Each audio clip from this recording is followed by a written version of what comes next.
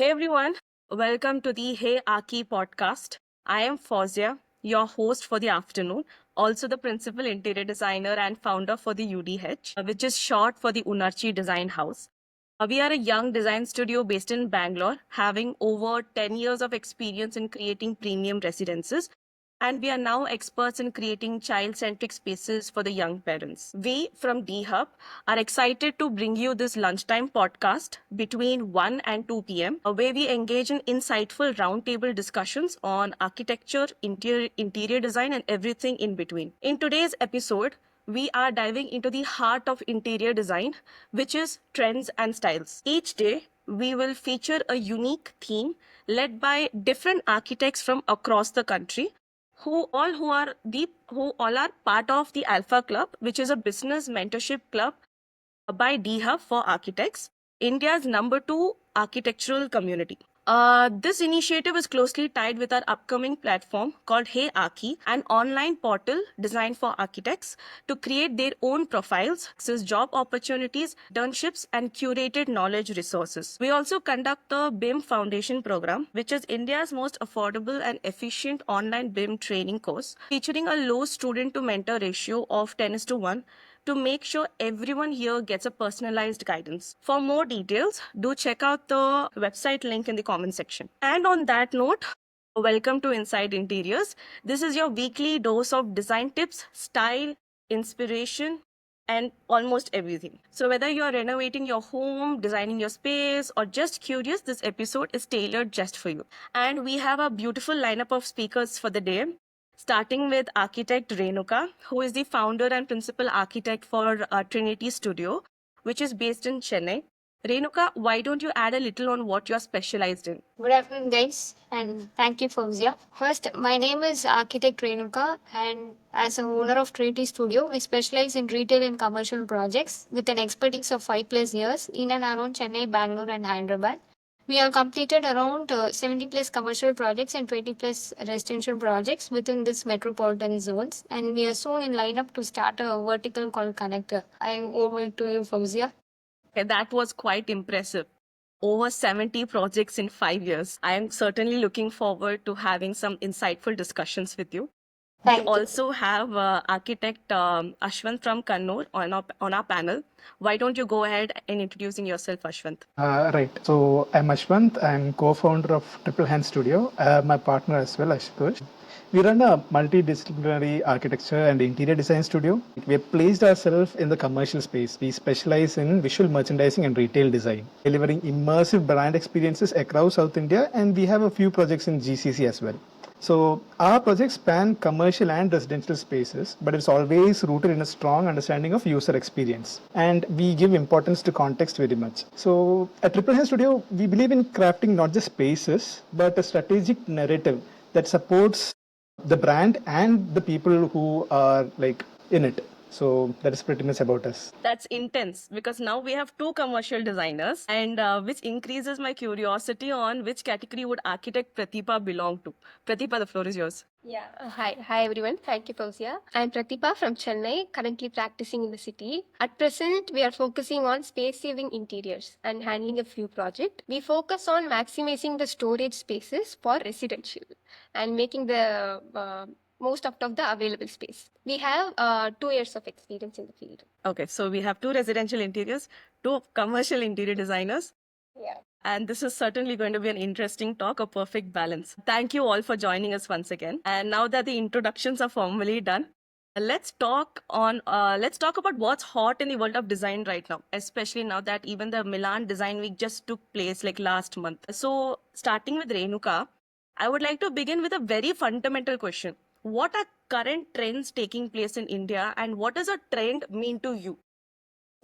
Come to that question, in my practice right now, I'm seeing this organic, modern, and sleek minimalism as a trend that's going on because right now all the 90s kids or the millennials are taking place, they are more over into aesthetic spaces along with functions. I rather call my parents group or the age of 1980, 60s, all those, they kind of stick into function. But right now, aesthetic plus function is a compulsory thing which is seen in organic, modern, and sleek minimalism. And to be very specific to your question, down in South India, we see a little bit of minimalism being very prevalent, and in North India, with respect to cultural and religious activities being higher in number, they kind of move towards maximalism, and all the Art Deco elements converted into Indian style is taking into place. This is what I feel as a trend right now. It's prevailing. Both North India, South India, or whatever stands on rise.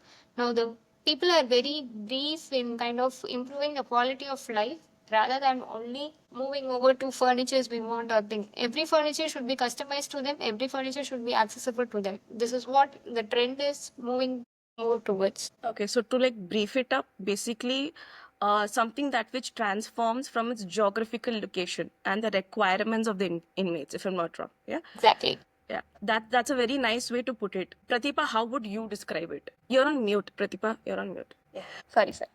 Yeah. Precious. Right now, what I feel is interior design is moving towards, natural materials and earthy colors, most sustainable choices. People are like preferring minimal functional spaces and styles like Japandi, biophilic design, and vintage touch is also like quite popular. Minimalism with light warmth, which is like clean lines, clutter-free spaces are like pop. But nowadays we have also like textured fabrics and warm neutral palettes and wood tones which are like becoming popular, and incorporating natural plants, natural light, and organic material to create that calming, restorative environment. With urban, living which is rising, smart furniture and smart storage is also on demand. So I see interior designing is like moving towards this style and the trend. Now nowadays we are getting like foldable beds, desk, which is like transformable units, which can be used in urban areas, because everywhere we see we are expanding vertically, not horizontally. So there is no space for people. So the trend is now changing towards smart furnitures. I actually agree to that as well. Like the Japandi, the curb, organic spaces you were talking about, they are definitely taking the center stage at present. And to add to that, what Renuka and Pratibha said, on my recent trip to Kannur, I came across a lot of sustainable practices which were opted during the construction phase itself. The way laterite blocks were stacked and shipped to make interior columns, and how natural materials wrapped the space. The craftsmanship was quite unique, and I am sure Ashwant will be able to relate to it better because you practice in Kannur. Can you please shed some light on this? Yeah, definitely. So, what can I say about Kannur? Basically, I was raised over there. So, since I can remember, Kannur had a strong inclination towards traditions. So, I don't know if you got a chance to see Theyyam and all those things.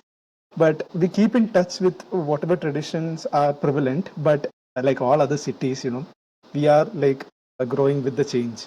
And there is a shift, and it can be observed very profoundly. But I'm proud to say the roots are still quite strong. As for trends, what can I say? Well, personally, it isn't about aesthetics at all. Like, it's not just focused towards aesthetics. It has a response to the shifting behaviors, aspirations, and commerce. So, in retail and commercial spaces, especially, we are seeing a very strong push towards experience first design, warm minimalism, and immersive storytelling. So basically, when a person comes in, he has to feel integrated with the store environment so that he's connected with the product, and then he goes in for the purchase. And what can I say?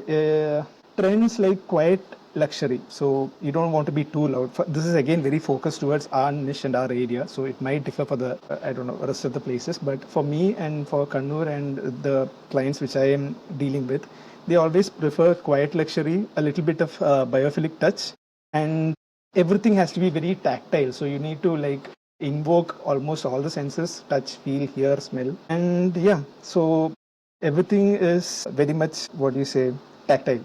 And people engage, shop, and feel very connected in such spaces. And there is also a slight shift towards localized narratives, designs that are rooted in geography and culture they belong to. It's no longer just about being trendy, but it has to be relevant and emotionally resonant as well. So yeah, That's how I take it personally. I completely agree to what you're saying. We at UDH, we practice a similar approach towards design. We believe trends are to be seen as an inspiration, not instruction. Believe inspiration is out there and it strikes at its own due time. And trends are something that is created through that. It shouldn't be deciding factor rather than preferences and lifestyle choices of the inmates live there. So it shows me where people's tastes are headed once they, give me an idea of what they want. But I always filter it through what feels right for the space, the person, and the story we are telling for that space. So if it aligns, then great. If not, I let it go. And I care more about creating something more meaningful and lasting than just being on trend for that moment. So that's how we function. And now I want to touch another key aspect. So, of course, we have noticed a lot of upcoming featured homes.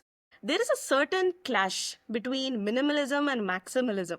And I feel over the years, as I've been working with clients with diverse backgrounds all over India, I feel the recent exposure to media, especially post COVID, has more or less confused people to what's right and what's not. So, architects and designers, like as architects and designers practicing it for so long, what trend would you recommend is not in for the next 5 to 7 years? And I want to start with Renuka. I do agree to your question. Like, there are a lot of media that focuses or puts the light on the minimalism, maximalism.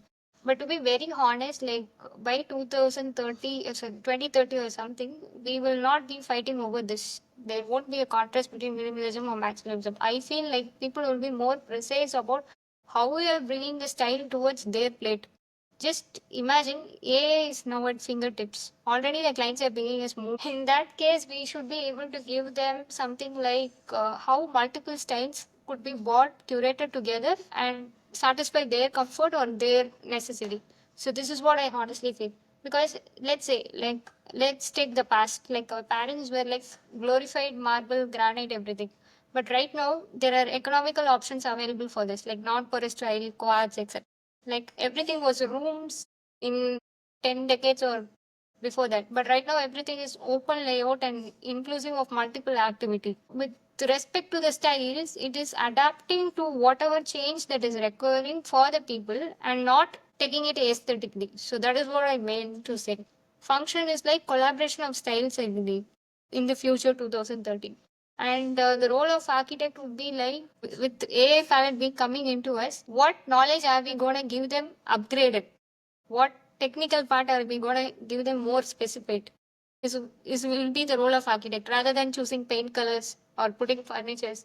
More than that, we will be more designated. That's what I feel. How's your mute? That's actually quite elaborative, and it'll be interesting to see how the predicted future homes take place. And I always personally thought you were a maximalist. So, anyway, just I'm never a maximalist, but see, I can't say no when profession demands it. I'll try to put maximalist according to user needs rather than just crafting it completely. I'm nice, always a minimalist. nice. And Ashwant, what about you? Which club are you joining? Maximalist or minimalist? Like any waking day, I would go for minimalism. But yeah, there is a bit of a lenience towards maximalism because I'm very fond of hoarding things and I always find spaces to hoard those things, whatever curious. And I feel like those are conversation starters for events. But yeah. And as for the general question, one thing that I believe is phasing out quite fast, is over design and theme heavy environments. Like earlier and all, when we used to have everything made out of wood because it is sense of tradition, or everything is made out of stone because the owner is a quarry operator or something like that. But that has quite changed, and especially in commercial environments, I guess we are moving away from hyper branded interiors. So it's not just about one brand. People are more interested in what is unique and what is new rather than going for just name brands. I cannot say those brands out loud. So yeah, so the interiors that do not shout but rather speak to the customers are more invited now, and consumers are very smart now, okay, and they seek authenticity and any product that can impart a sense of confidence, or that the product itself has to be confident in a way. So it's not just about visual noise, it's more about concentrated perfection and what do you say, uniqueness. And another trend that is on the decline is fixed layout, just like Renuka has pointed out. Nobody wants like permanent walls because with global markets and incoming trends, products are changing very frequently. Okay, so we need to be able to bring in larger pieces, then perhaps it might be a smaller piece. Now the entire what do we say, partitions have to be shifted to match this particular narrative. So if you give solid walls and partitions, it is going to be counterintuitive and we won't be able to display all the products that are coming in. So that is very much having an impact in the trend, as you said, especially post COVID also. So people are more concerned about how they utilize their space. They want it to be more adaptive. They want it to change into multi usage, not just like a dining room cannot be just a dining room. It becomes a small workspace, a bedroom. It also acts as a mini office, things like that. And so, yeah, any style that is very rigid and overly ornamental, it won't be having much of a, what do you say, space in the coming, I think, 4 to 5 years. Adaptability is something that we should be always looking into, just like Renuka and Pratibha had added earlier. Anything that can mold towards the need of the person, anything that is adaptable. That's an interesting take. The rise of global influences, an ever changing product catalog, basically. Adaptability truly plays a key role, I suppose.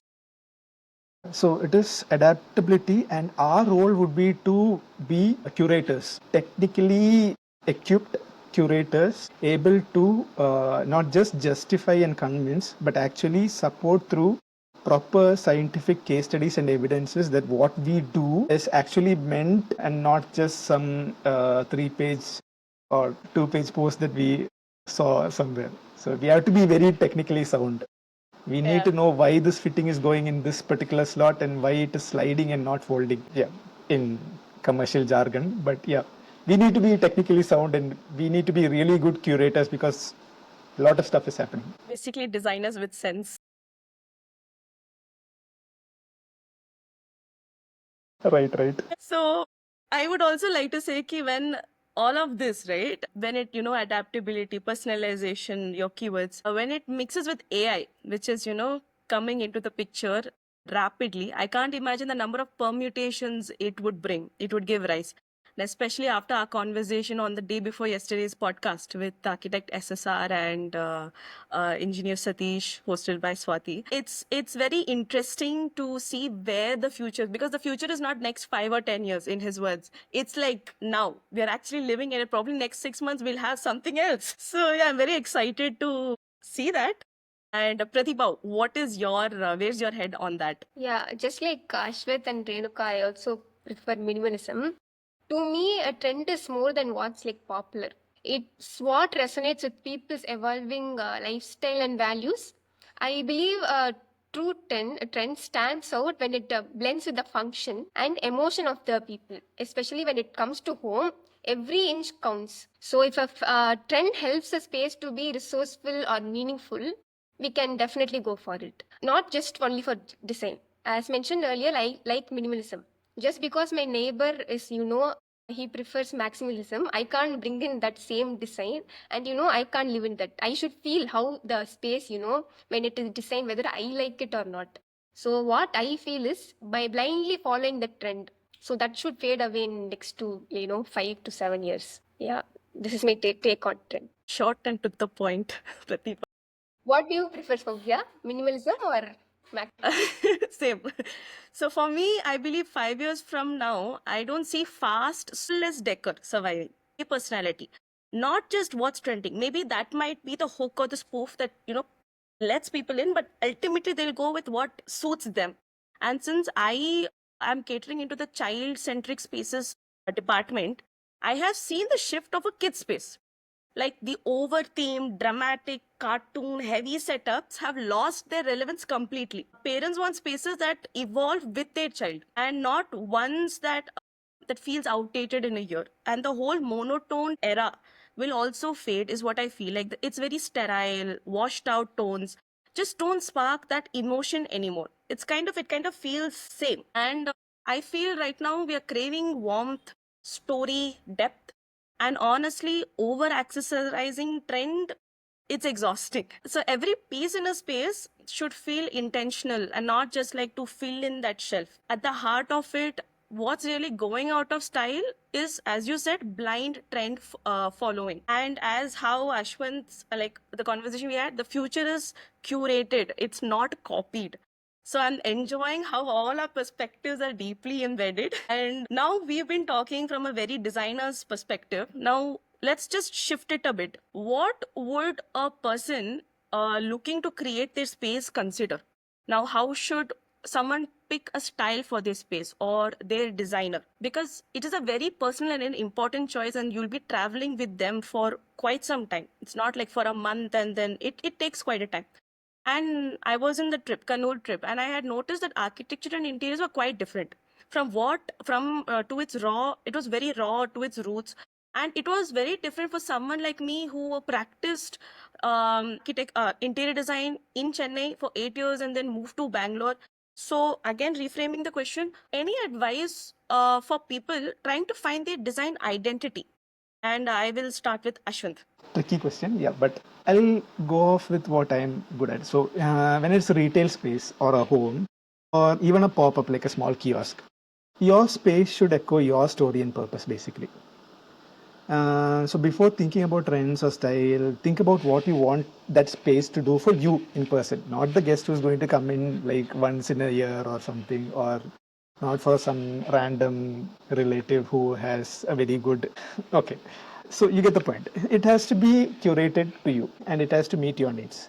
Does it in like it needs to inspire trust, spark creativity, increase dwell time, or simply make you feel grounded? Like it's a question. So, what do you want that space for you to do? So, if it is an office, you want to be creative, or if it's a bedroom, do you want to be creative in the bedroom as well, or do you want to just go sleep? So, a very bad example, but yeah. So when you choose a designer, don't just scroll portfolios. No? Have a conversation. It is, I don't know who said it, it's like getting married, but in a different sense. You have to tag along with them. It's a long journey, you know. So, and when your relationship with the designer or your, as a designer, when your relationship with the client is improved, the time they spend in the initial can be reduced in the overall journey, not in a bad way. So they give you some input, it is there in your head. Now you know how the client is thinking and the client knows how the design is going to work, no? So that creates a very easy sense of conversation. You don't have to have 3 hour 4 hour meetings if you are a business person. So that helps. Have good conversation, have deep proper conversations, not just budget and timelines. Try to get under their skin, both parties. So you have a guaranteed, you can't say guaranteed, right? You have more of a in-depth understanding about the person and how he works. So you are able to adjust to their needs, both their needs. And for example, we recently designed a showroom in Coimbatore where we aligned every corner to support both visual storytelling and functional movement. It wasn't just about looks, okay? So we wanted the space, like the space had to work for the client and their audience as well. That's how identity is built, through clarity and not clutter. So you have to be very to the point and you have to be truthful to yourself. When you're honest to yourself, you get better results. That's what I believe. I hope that was not very confusing. No, But yeah. it was very intense actually. It's nice. Like it's a translation, basically what you're saying, and of who you are, what you do, how you want to, how you want the people to feel once they're in the space. Very true. So it makes a lot of sense. Renuka, what does your mind speak on the same? I would agree with Ashwin's point, but I would add some little more detail of how the space, like you're choosing a designer, right? You're choosing a designer that you want this, you want that, or something. But it will be again a self question realizing of what you want. Like I would be grown up in a different cultural aspect or a different traditional base. Like Fauzi, you're from Bangalore. I'm from Chennai. Ashok is from Kannur and again Pratibha is from Chennai. So everyone is brought in a different religious context, cultural beliefs and something. That should echo in your space. I know the space I want should be of my style, but if that is not reflecting, because that's the comfort zone you would have grown for 20, 30 years, that has to brought to reflect it. That has to be brought into the room. So I always believe like, see, in simple way, if I have to convey something, dishes like If you take a dishes, it will be cooked in my home in a different way and in rest of you guys in a different way. But how do you consume it? So that is the thing we need to pick it up from the client, or that is the thing we should be able to arrive it from the architect. Not just it's glorified all over, we cannot drop it in the rooms. We have to be very personalized. I can do all the styles the client wants, but the client can consume only one. So it's almost like a buffet. There will be like 200, 300 dishes, but only whatever we are consuming, only we can consume, right? So that consuming should be of his brought up, his context, his religion, his culture, his educational, his friendships, everything, different parameters that has to be brought in to make him feel like that his space and not as something brought from outside. So this is how space can be customized and self-made for one person, and I believe this works for me, and I hope it's not a boring answer also. No, just to add, remember the conversation we had about biryani and how we all Yeah. were against Kannur biryani as such? Yeah. So this is what is the Talasheri biryani. It's a different taste, religion, context, traditionality. See, that's what I'm saying. I can't consume that. I can consume Tamil Nadu ones. It's not like I'm against it. It's like I'm comfortable with the flavors that I use. Same way with the design. Just for a plate of biryani, if this much of conversation is going on, then just imagine a restaurant or a commercial point. We're I actually a support lunchtime Renuka in this. podcast. I Sorry? support Renuka in this. I support Renuka in this. Hey, you have not had proper Talasheri biryani, that is right. Guys, we're clearly hungry. Lunchtime podcast talking about biryani. And Pratibha, what's your view? Not on biryani, but on. Yeah, I get it. So to me, design is like deeply personal, and your space should reflect your story, not just the trend or theme from Pinterest. I always tell people before picking up a style or designer, spend time observing how you want to live.